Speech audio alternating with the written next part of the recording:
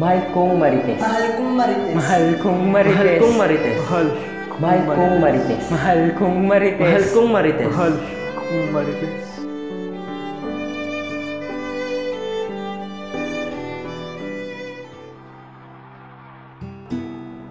Mahal kong Marites. Sa iyo ko'y may nais lamang sabihin. Hindi ito katulad ng mga salitang naririnig mo sa pelikula. Ito ay galing sa akin, sa mga salitang hinugot ko mula sa aking damdamin. Sisimulan ko sa kung paano mo kong initian, sa mga mata mong nangungusap na ako'y iyong kailangan. Sa labi mong hindi bakas ang kalungkutan. Dito ay natagpuan ko ang pag-ibig at kasama nito ang pagsasakripisyo sa mga pagkakataong hindi ka na makatayo. Ay ako ang magsisilbi mong mga paa. At sabay ko ring natagpuan ng tamis sa mga gabing hinahanap-hanap kong lambing, sa mga yakap mong pinapanatili akong gising. Sa katotohanan ito hindi pelikula lamang at ito'y kwento ng totoong pag-ibig natin. Pangako ko sa iyo ang habang buhay, o sa madaling salita, ikaw ang aking kaagapay, o sa aking tula, ikaw ang tayutay. Sa likod ng mga garang salita ay nakatago ang ibig sabihin, katulad ng iyong magandang mukha. Nasa loob nito ang pag-ibig mo sa akin. Ito hindi isang haranan, hindi rin isang pag-amit. Ito ay aking panalangin para ko'y iyong sagutin. Halika't ang pag-ibig-ibigan natin ng diin. Katulad nga ng isang antigong salamin, mamahalin kita katulad ng pagmamahal mo sa akin.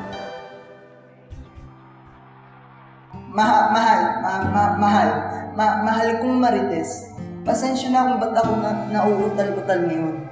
Hindi ko lang talaga maintindihan itong mga bumubuhos na emosyon. Pasensya sa lahat ng pagkakagulo-gulo.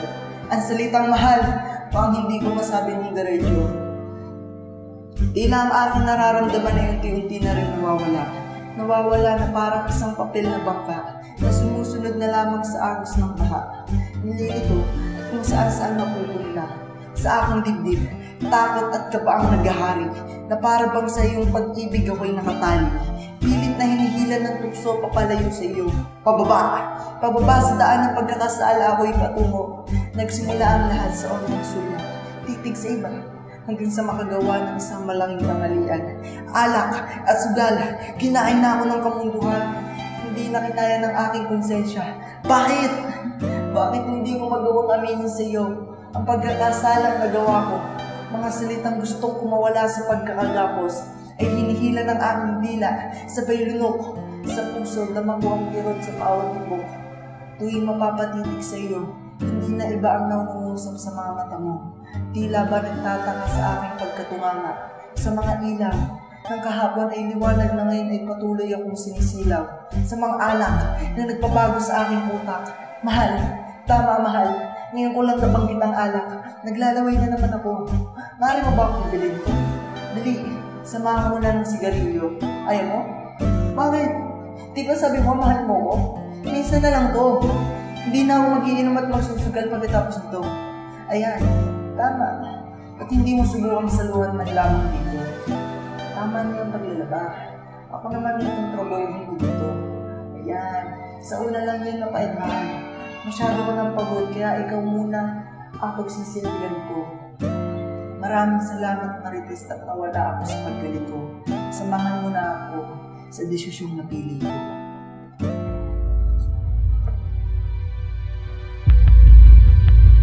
Mahal kong Marites, nandito na ako.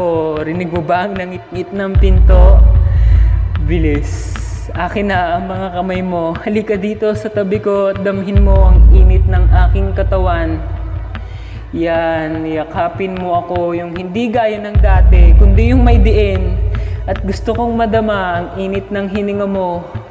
Oo, sa aking batok yung hindi madadampian ng lamig ng hangin. Tignan mo ang aking mga mata, nananabik na sila at hindi ko alam kung bakit. Pero hindi ba't sabi mong mahal mo ako? Bakit hindi mo sa akin ngayon patunayan mahal?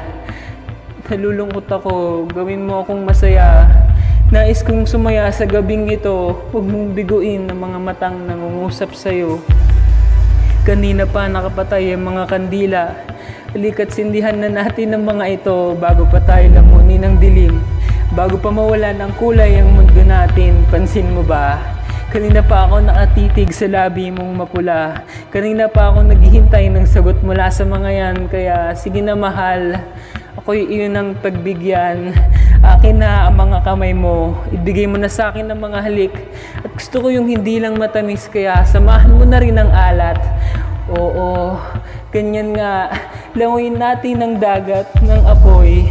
Gusto ko yung sabay tayong ahon sa dalampasigan ng may raos at hinahon. Pero bago tayo magtungo sa kabilang paraiso, bigay mo muna sa akin ang lahat. Huwag ka nang magpumiglas kung ayaw mong mangitimang yung balat. Huwag kang mag-alala, hindi ako mag-iiwan ng mga sugat. Dadalhin lang kita sa matagal ko nang pinapangarap. At sige, tanggap ko kahit ikaw ang mauna. Basta't iisa lang ang ating patutunguhan sa alapaap. At syempre, sa ating pagbagsak, susundan kita kahit ang mga lakas natin ay paubos na.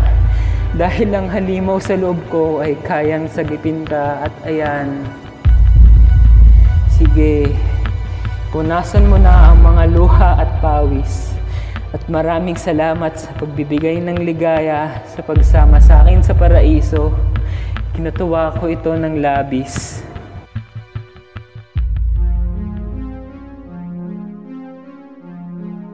Mahal kong Marites, alam mo mahal na mahal talaga kita. Hindi mo ba pansin aking sinta? Lahat ng bagay sa'yo ay aking sinasamba. Mula ulo hanggang paa, tignan mo ako ngayon. Sabik sa mga yakap mo, mahal. Nanginginig sa mga titig mo. Halina't tayo'y magpakasal. Sambahin natin ang isa't isa. Mauho ka sa pagmamahal ko at mas lalo ko pang patutuyutin ito. Sabihin mo ang oo nang walang takot sa bibig mo. Sige, tumingin ka sa akin ng harapan, yung walang pag-aalinlangan. Ayoko nang umarap sa Padre dahil ako lang ang Diyos dito sa mundo mo. Alak! Alak na mga luha mo ang iinumin ko, ang mga ungol mo ang kampana sa gabi ko. Sige, lubod ka sa altar ng nakahoy at papasuin kita ng sigarilyo bilang basbas. Mahal, wala kang pagpipilian kundi pagsang-ayon kung ayaw mo ng dahas. Madali akong kausap. Ayan, kasalanan mo ang lahat. Kung hindi mo ako sinuway ay di sana malamig ang iyong balat. Wala ka sana dyan sa hinihigaan mong puro lupa at bato. Ngayon, para makabawi sa mga kasalanan mo, sa iyong pagtakas, sa iyong pagkalas, sa pagpiglas, binabasbasan kita ng mga luha ko. Ang bulaklak ay magsisilbing mga damo. Kaya sa ngalan ng Ama, Anak at Espiritu Santo, mula sa Diyos ng kamunduhan, paparusahan ka mula sa pagkakasala mo. Tumaraksan itong krus na kahoy sa lupa hanggang sa loob. Mahal kong Marites, hindi sapat ito mga reha sa harapan ko. Hindi batas ang makakapagparusa sa mga pagsasalang nagawa ko. Sa mga sakit, paghihirap, at mga pait na dinanas mo ay hindi mababayaran ng salitang patawad. Mahal, hindi. Hindi ko na ata naintindihan ang salitang mahal. Hindi ako karapat dapat gumamit ang salitang iyan. Nalulungkot ko sa kamunduhan nung unang magkakilala na tayo. Sana umiwas na lamang ako para hindi na tayo nagkatagpo. Nang para hindi sana kita sayangin. Sana ay hindi na lang ako naging ako. Nang matagpuan mo ang tunay na pagmamahal sa akin. Sana'y naging mabuti akong kahati ng puso mo. Nang para makaramdam ka ng kalayaan at sariwang hangin. Sana'y buhay ka pa at ipapangako kong hindi kita aabalahin. Magpatiwakal man ako ngayon. Alam kong hindi tayo magkakatagpo. Sa langit ka at ako sa impyerno. Ang mga sigarilyong ipinaso ko sa iyo ang magsisilab sa akin. Ang mga sakal ang pupugot sa akin. Ngayong 3 taon na ako naririto. Sa kwadradong kwarto na ito, handa na ako sa parusang totoo. Ang mga tinidor na itinago ko ay sapat na antalas para maitarak sa dibdib ko. Ito na ang huling mga salita ko sa iyo, mahal kong Marites. Dito mo matatagpuan ang karahasan. At ang minahal mo ang tila pumutol sa mga paa mo, sa kalayaan mo. At sabay mo ring matagpuan ang pait ng pag-ibig kailanman ay hindi naging totoo. sa itong antigong salamin. Ngunit kabaligtaran ng pagmamahal ang dinanas mo. Ngayon, baka ang pagpanaw ko ay sana'y maging refleksyon ng pagkabuhay mo. Ito na ang huli kong panalangin. Nagmamahal, Mercado.